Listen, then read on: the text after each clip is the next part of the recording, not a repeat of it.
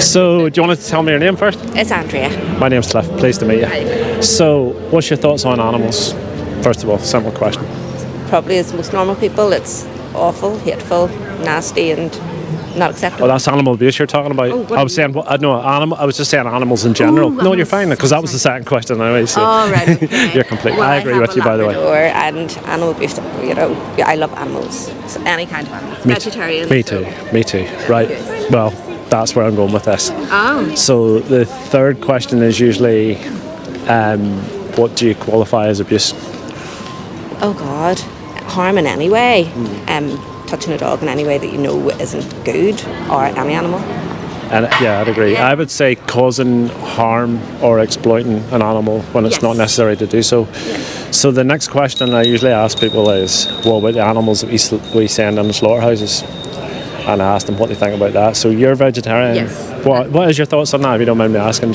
Anyway. About setting animals to slaughter. Yeah. I'd rather they didn't. Yeah. And I try to convince as many people as I talk to turn vegetarian as well. But yeah, no, I don't like it. Okay. Well, I'm not trying to catch you out, by the way. I'm here to have conversations. I'm vegan and I'm an animal rights activist. Okay. So I was vegetarian for a long time. Mm-hmm. I'm not here to judge anybody because I used to pay for I loved animals from when I was that high, and I paid right up until I was 19 for animal products. So Yeah. who am I to judge anybody? The egg industry and the dairy industry, what do you think of them? Do you know how they operate, or have a vague idea? Because I genuinely didn't know for a long time. No, well, I buy free range, but I don't know how they operate. No. Could I tell you briefly one of them? Pick one of the other, eggs or milk. Is it okay if I tell you? Probably go with milk, because I probably have an idea of how eggs, if you... Right. Well, they both work in the same way. So dairy cows, most people, like I did, I had the impression that cows just produce milk and we just take it from them, and that's pretty harmless. Yeah. But cows are mammals, just like humans. So when's the only time a human female produces milk? Okay. When she's pregnant or has given birth. I never thought about that. Yeah, I know. I didn't either. I felt really stupid when I found that out. I thought they just produced milk. Yeah. So the dairy industry is really cruel. And I hope you don't mind me telling you that, because if you're an animal lover, I want... No, but it's a learning curve. Yeah, exactly. Yeah. And you're exactly the sort of person I want to talk to, somebody who genuinely cares about animals in the first place. So the farmers forcibly impregnate them, and she'll be pregnant 9 months. This is a female cow. She gives birth to a baby. The baby's either a boy or a girl. There's no way to decide beforehand. So it's a baby boy. They're a waste product in the dairy industry. They're disposed of, most of them very soon after they're born. So 2 or 3 things will happen to them. Some of them are killed on the day they're born because they're worthless. They're not the same cows that we use for beef. Somewhere between 60 to 150,000 baby boys in the UK are killed on the day they're born on farms, just to get rid of them, which is terrible. Some are sold into the veal industry, and they get exported to Belgium, Netherlands, Italy, France, and they go over there and stand in a veal pen for 18 weeks. And at the end of the 18 weeks, somebody sticks a knife in their throat and they're turned down the veal. Or they do another thing called finishing, which is they'll put them in a field for a few months if it's in the summertime. It doesn't cost them anything. They let them grow a little bit, and then they'll go to market and they'll get sold for cheap meat products like steak and kidney pie and those fried bindles and all that rubbish. So that's horrendously cruel. The mother cows are really maternal. When I was a kid, I used to live beside a dairy farm, and I remember saying the cows were bellowing night after night after night one time a year. And I said to my mum, why are those cows doing that? And she said, oh, because they took the babies away. So they grieve for their children in the same way that you would. They come back to the spot where they last seen them, they cry out for them for weeks on end, never see them again. She'll go through about 5 cycles of pregnancy in her lifetime. And when she's about 5 or 6 years old, I'm sure you've seen dairy cows, they're exploited beyond, pregnant and milked every day in a continuous cycle. And when they're about 5 or 6 years old, their milk production declines, and guess where they end up? Off the slaughterhouse. They can live to about 30 years old. So that's horrible. Would you agree that's horrible? Yes, absolutely. What do you think of that? I'm thinking seriously about not taking milk anymore. Yeah, that's the decision I made. Yeah. I love animals, and the dairy industry I think it's more cruel because it's continuous exploitation until they're killed, and it also feeds into the meat industry as well because of the baby boys. Awful. Yeah, I know. Well, I'm glad you stopped with me today because now I've given you that information, and I always feel like if people have better information means better choices. It does. It does. does. And the egg industry is exactly the same. Yeah. They bring thousands of them into existence. Baby boys don't lay eggs. I have seen a video about that where they separate the chicks The male chicks are thrown on a conveyor belt and they're straight into a macerating machine, or they're drowned, or they're gassed. Absolutely diabolical. In their thousands on the day they're born. Those wee fluffy chicks, everybody, look, they're not the same chickens that we eat. And then you said about free range. So I told you I was an animal rights activist. I've been on farms. So most of the farmers have 2 barns now in the egg industry. One's the battery hens in cages, and right next door, the one beside it, it looks the same from the outside, is free range. There's 4,000 hens in a barn, 15 to a square metre. It's one big cage. There's a door at one end. You see that grey thing down around the corner there, that box? There's a dog flap type thing at one end, like a small door, which 99% of them never knows there. So like 99% of those birds never see the outside. They're exploited for their eggs. They get about 320 eggs often a year. They should lay one a month like a woman. An egg's a chicken's period. And then when they're 18 months old, guess where they go? Off to the slaughterhouse. And they're turned into either food for themselves or just slaughtered and disposed of. Like, it's absolutely shocking. So those are 2 incredibly cruel industries that I found out about a few years ago and thought, I'm an animal lover and I ain't paying for that anymore. You know, when you go in and buy oat milk in your coffee, or you ever tried any of the plant-based milks? I don't think so. What other, like soy milk or almond milk? And so there's like 10 different ones in the supermarkets now. Hazelnut milk, almond milk, rice milk, soy milk, coconut milk, hemp milk, more expensive, but pea milk. There's all sorts. A little, but not much, and it keeps far longer. Not a pint of milk like goes off in a few days. I have oat milk in the house, and it lasts like maybe over a week when you open it. I think I'm converted to that actually after hearing that. No, I don't know that I'm. I like to hear that. Well, it's an easy change to make. It's not a hard. And here's the thing. So in your cereal, let me give you some advice now. In your cereal, coconut milk's lovely and like muesli and stuff. Rice milk's nice and light and fresh. Depends what you like. Some people like soya milk. You'll find one that you like for your cereal. And in your coffee or tea drinker. But herbal, so I don't really take tea. There you go. You're not using it anyway. But see if you're a coffee or tea drinker, you get all the Nero and Starbucks are doing coconut, soya, and oat milk. The barista one. So there's 2 different ones. The barista one doesn't curdle in hot drinks. It tastes great. Yeah. You know, so you're talking a slight taste difference. You know, and I say to people, if you truly, what do you find more valuable?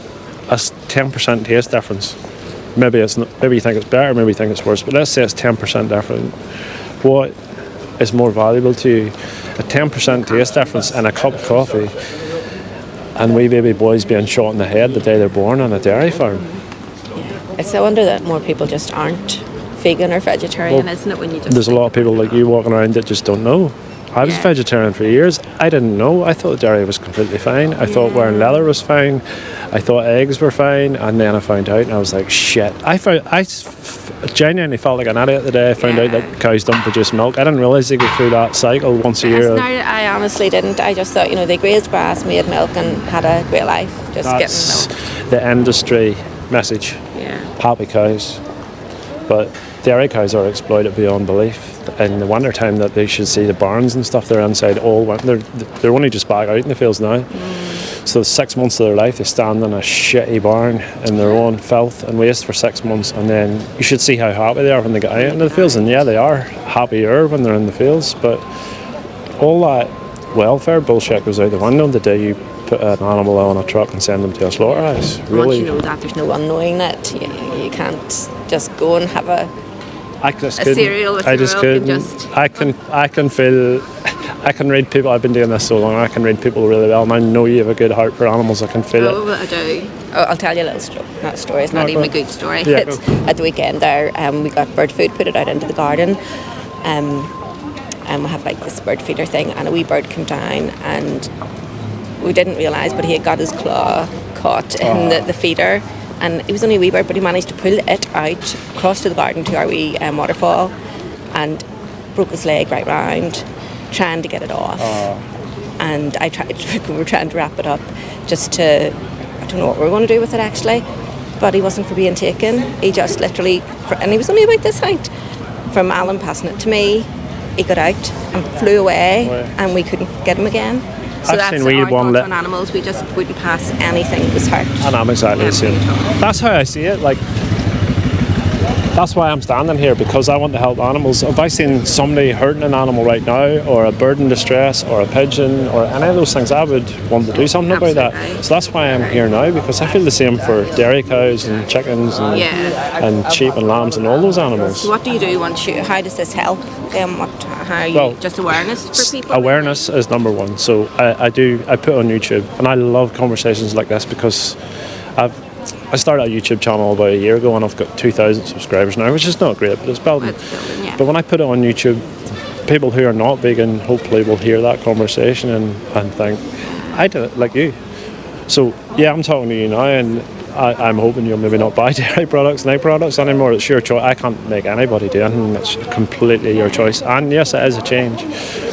But there's other people who will have the same questions and also didn't know that as well. So if they hear that in a conversation on YouTube, it might make them think twice. I'm trying to push for individual change, people to make better choices, because that's what drives the market. It's supply and demand. And if you abstain or withdraw your money, then farmers can do something else. They've all gone away from crop farming now. Like, how many fields of crops do you see around the countryside now? Like, I know, it is right. We grow one crop here now, silage or grass. That's basically it. 80% of the agricultural ground is suitable for crops here, so they can grow crops. And I also work with a group. They were Animal Rebellion, now Animal Rising, who are trying to push the government to change from the top down, subsidise plant-based farming instead of subsidising, because the farmers are making a fortune from dairy farming and beef farming. It's highly lucrative. That's why they all do it now. I don't hate farmers, by the way. No. I genuinely don't. I blame the consumer. Yeah. Demand is driven by the consumer. So if you're paying your money, the farmer will produce what people buy. So people buy plant-based products and plant-based milks. That's it. It's so easy to be a vegetarian now. They're so different from when I first started. So it's a lot easier. And vegans the same. Well, that's sort of, yeah. Like you can go. Where do you do your shop? If you don't mind me asking. Tesco's. Well, I work for but Tesco's is full of vegan food, and so Sainsbury's and so is Asda. There's the plant-based milks, yogurts, there's vegan cheese, vegan chocolate, vegan ice cream, lasagnas, pizzas. There's everything vegan nowadays. There is. You go around let me tell you one thing that you'll not know, just as an example. See where the Dr. Martens shop is? Mm-hmm. There's a place right next door, there's a little pizza place called Little One. Yeah. They have full vegan menu on the side of the normal menu. So it's just making wee changes. Knowledge and wee changes, and you're not changing everything, you're changing one or two things. Even when you go vegetarian, Sunday dinner, like potatoes and carrots and peas and leeks, all those things are already vegan, so all you change is one thing on your plate. So it's the same thing when you go vegan. You need a couple. I'm going to give you a wee card in a second. Okay. It's just knowledge. Yeah, no, I agree. Knowledge is power. I totally agree. So knowledge is power. So it's, for me, it's the how and the why. So the why is the most important. Why should I go vegan? Why should I not pay these industries to exploit animals? And then you need to know how. So I have a wee card with resources. I'll give you one now, actually. Yeah. A wee card with resources on it. I'll show them to you one sec. Has many people stopped for you today? I'm actually just here, and I'm really glad you stopped with me, because most of my conversations are the same. I talk to farmers and all sorts. So. Would you get many vegetarians or vegans then that end up stopping? Do you know, because of I really appreciate you, because vegetarians are sometimes really hard to talk to, believe it or not. Why?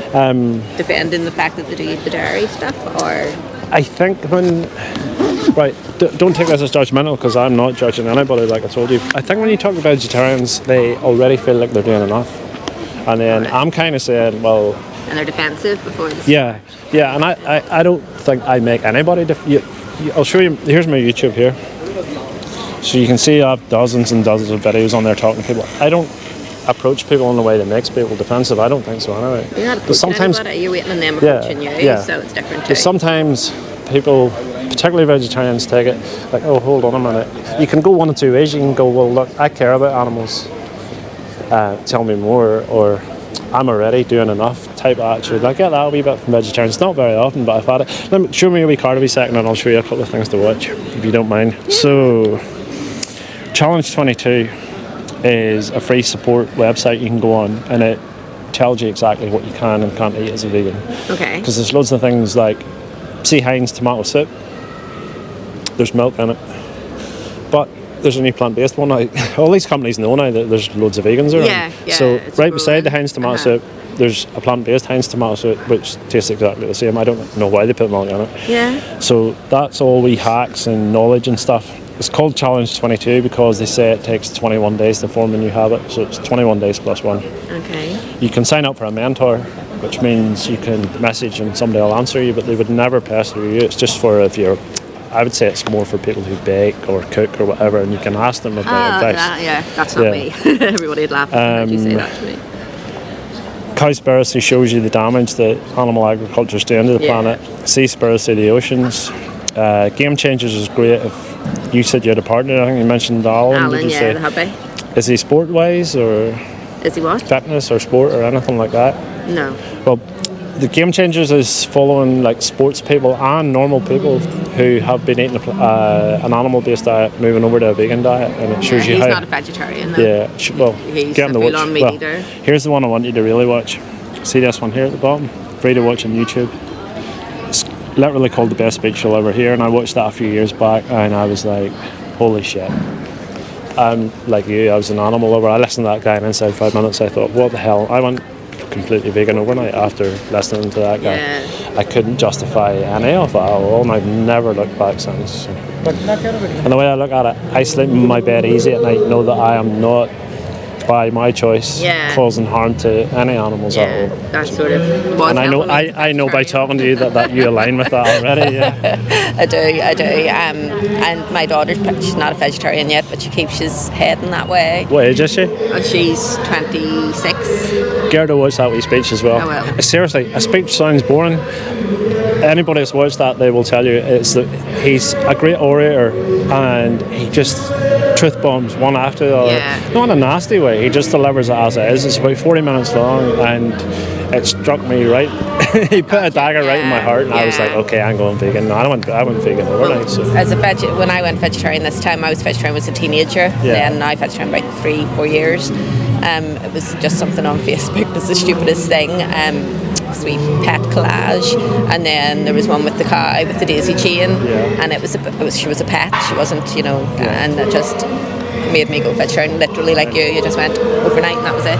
I go to the market in Ballymena on Friday morning. So there's a livestock market in Ballymena. Friday morning is dropped calves, which is the industry term for baby boy calves from the dairy industry, and they come in there in their hundreds. The market's full of wee calves. I swear to God. About the size of a Labrador. Some of them can't even stand up. Sold for veal, or some of them are taken straight across the road into the meat factory and killed straight away at 10 days old. It's fucking. I'm standing there heartbroken watching it. Like I can. Like even now talking about it, it makes me so upset. That I can watch that. Yeah, they're just considered to be a waste product because they don't produce milk. And for me, I'm not supporting that.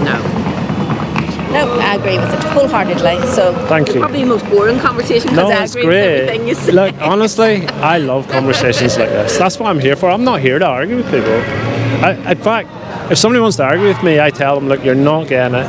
Look, I'm going to spend my time talking to people who genuinely get it and want to. You've got a chance with who will change. Yeah, that's what I mean. Yeah.